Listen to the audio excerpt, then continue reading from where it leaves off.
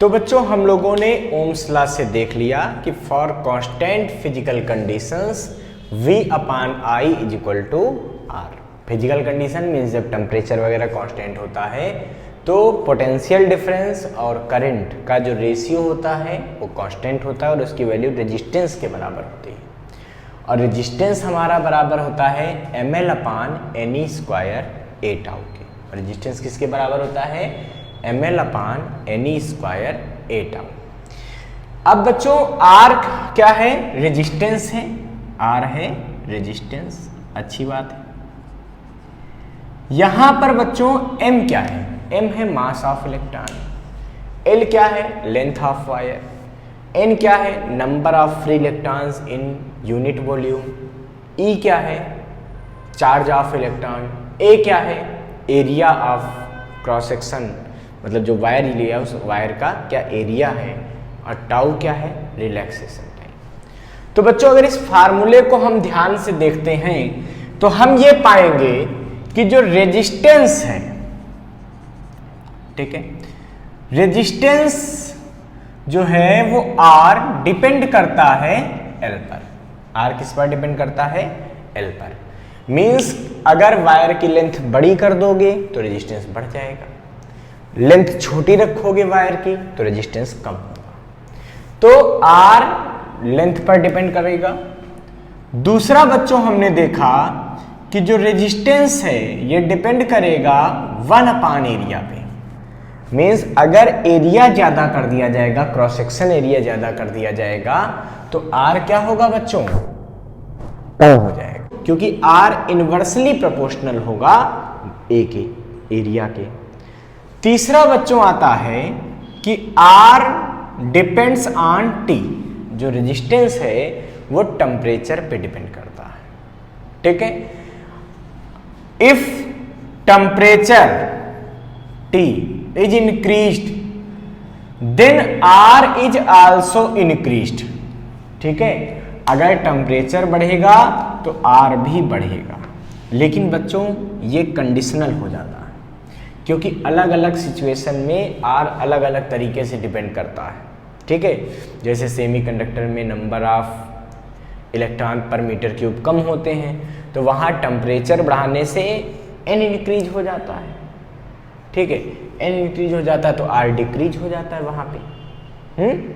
तो अलग अलग सिचुएशन में जैसे टेम्परेचर बढ़ाने से R इंक्रीज होगा, लेकिन किसका इंक्रीज होगा? ये इंक्रीज होगा कंडक्टर में, ठीक है।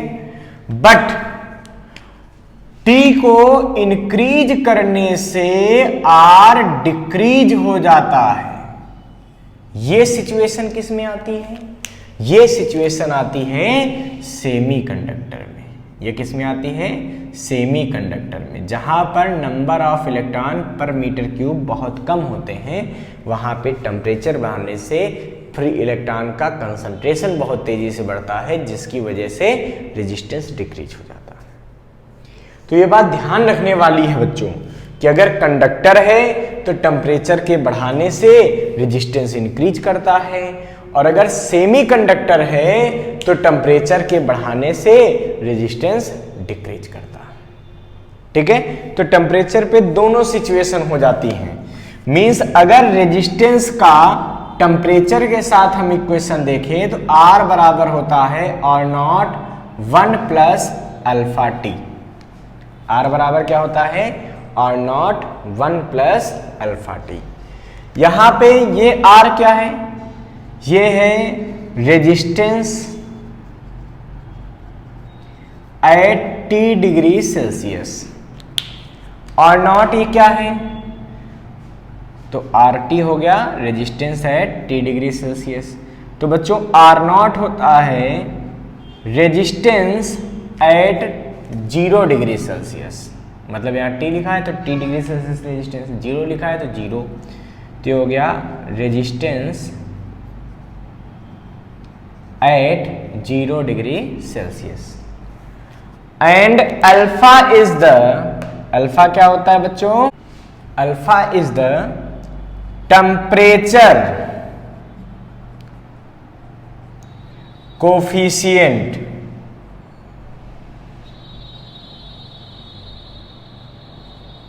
Of resistance. तो अल्फा क्या होता है? Temperature coefficient of resistance. और टी क्या है? ये उस समय का टेम्परेचर है जब ये रेजिस्टेंस निकाला गया। Means T is the temperature of the wire. T क्या है? वो टेम्परेचर है जब का रेजिस्टेंस आर टी है। तो बच्चों ये रिलेशन होता है, और इसमें सबसे बड़ी बात है जो अल्फा है मीन्स टेम्परेचर कोफिशिएंट है रेजिस्टेंस का, ये पॉजिटिव हो जाता है। किसके लिए? कंडक्टर के लिए। तभी तुम कह रहे हैं कि कंडक्टर में टेम्परेचर के बढ़ाने पर ये वैल्यू बढ़ेगी, मतलब टोटल रेजिस्टेंस बढ़ेगा, और टेम्परेचर के घटाने पर रेजिस्टेंस घटेगा।